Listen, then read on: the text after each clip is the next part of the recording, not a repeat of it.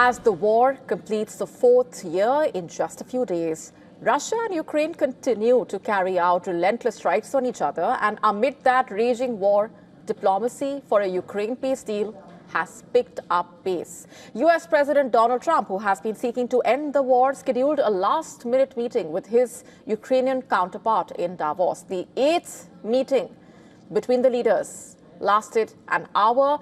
Trump emphasized that the Ukraine war has to end. A lot of people being killed.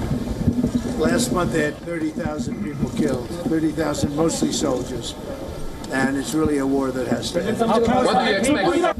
We're meeting with Russia. That'll take place tomorrow. They're going to be meeting with President Putin. Had a very good meeting with President Zelensky. Everybody wants to have the war end. What do you mean by total access in Greenland?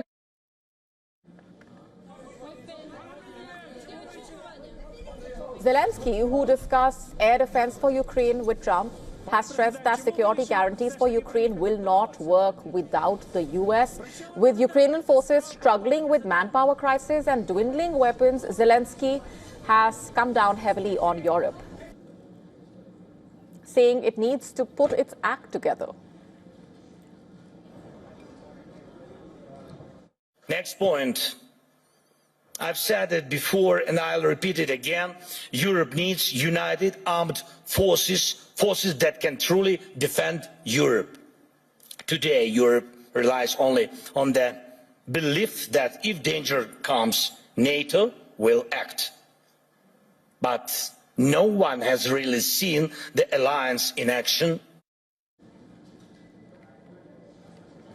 On the other hand, the Russian president is meeting the US envoys Steve Witkoff and Jared Kushner in Moscow to discuss a possible peace plan for Ukraine.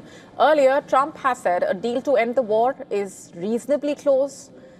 And ahead of the talks, Putin has said that he will continue the dialogue on the Ukrainian settlement, as well as Trump's board of peace idea and the possibility of using frozen Russian assets. Though the Russian leader has agreed to join Trump's board of peace, it has set a condition, reportedly. Putin has suggested that Russia could contribute money from Russian assets frozen in the US to become a permanent member of the controversial Board of Peace initiative. The United States has held talks with Russia and separately with Kiev and European leaders on various different drafts of a plan for ending the war in Ukraine. However, no deal has been reached yet. This despite Trump's repeated promises to clinch one. Territorial concession has remained the biggest sticking point in the peace deal. Russia demands Ukraine cede all of the Donetsk and Luhansk regions. Kiev, meanwhile, has declined ceding land and has suggested compromises like demilitarized or internationally supervised referendums for specific areas, but opposes permanent loss. Meanwhile, Ukraine and European leaders are saying that Russia cannot be allowed to achieve its aims after what they cast as an imperial-style land grab. If Russia wins, European powers say NATO will be attacked. Moscow says such claims are ridiculous and that it has no intention of attacking a NATO member. Russia has maintained that European leaders are intent on scuttling the peace talks by introducing conditions that they know will be unacceptable to Russia.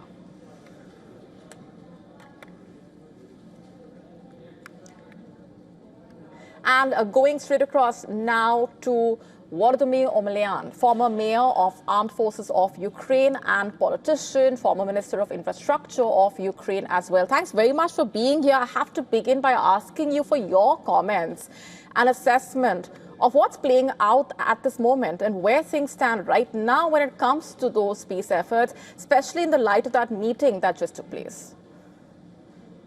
Thank you for having me. It's a great honor for me to be with you. I will tell you as a former diplomat, because I also served for Foreign Office of Ukraine for years, nothing is agreed until everything is agreed.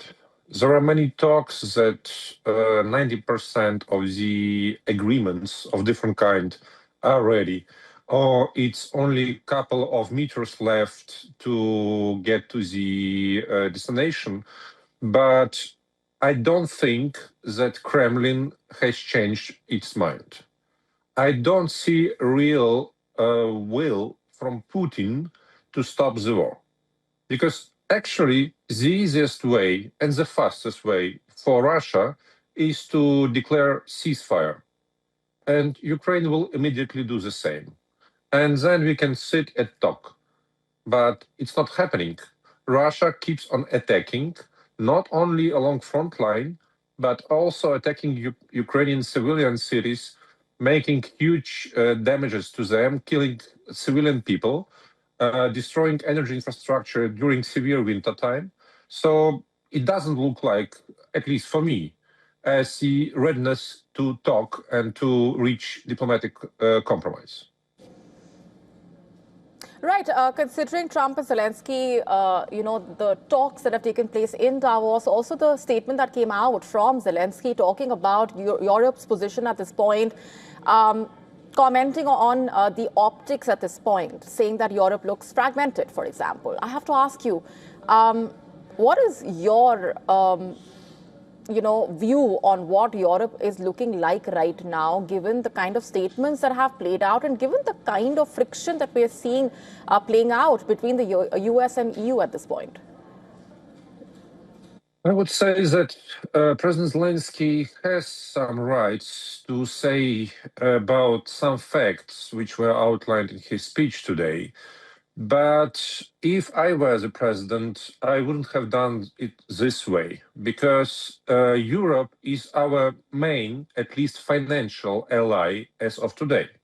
When Trump's administration changed its policy towards Ukraine in supporting financially, but selling arms to Ukraine via our European allies. Yes, Europe can be criticized for many things because Europe doesn't accept new reality, that liberalism and wishful thinking are gone. And right now we live in another arms race with ongoing big conflicts and wars all over the globe. So I hope that we will keep the unity, first of all, with Europe and with the United States. Because even Trump, who looks sometimes very extravagant, finally gets the goal and hits the targets he aimed at. And we can agree or disagree with his way of conducting negotiations, but in most cases, he is successful with that. With Russia, it's much tougher, obvious, because Russia wants to blackmail West and to get as more as it's possible. But I don't think that Russian policy is very efficient. 4 years of active combat actions have passed, or almost have passed this month, in February this year, but nothing significant is achieved. Not a single major city of Ukraine is occupied by Russia. Not a single control over Ukraine is in place. Russian economy is shrinking and in a big catastrophe, and it could be last year for Russia to function as the big country, because resources they spend for war. Trump is mentioning 25,000, 30,000 per month. It's more than 1 million dead Russian soldiers and officers. It's a huge amount of people. And right now, Russia has to send to the battlefield engineers, teachers, and people which were not ready to fight in the real combat actions. Since we are Is talking it a great about... achievement? I think not. Yes. Since we are talking about what Trump has said, if you were to describe Trump's handling of the negotiations so far in a few words, how would you describe it? I would say that Trump is very controversial in his public statements, but he's able to achieve what is his or state's strategic goals are. For example, with Venezuela, it was very well planned and implemented operation. For example, with Greenland, after many months of big discussions and heavy public fights, it looks like that compromise is finally reached by the United States.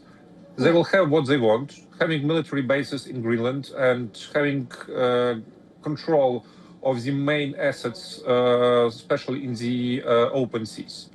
So let's see how long it will last, because definitely Trump revisits many stable things in the world and international law in particular, but at least he shows some progress. All right, we're leaving it there for the moment. Thanks very much for joining us with those comments and perspectives. We're leaving it there for the moment, and some breaking news coming in right this minute.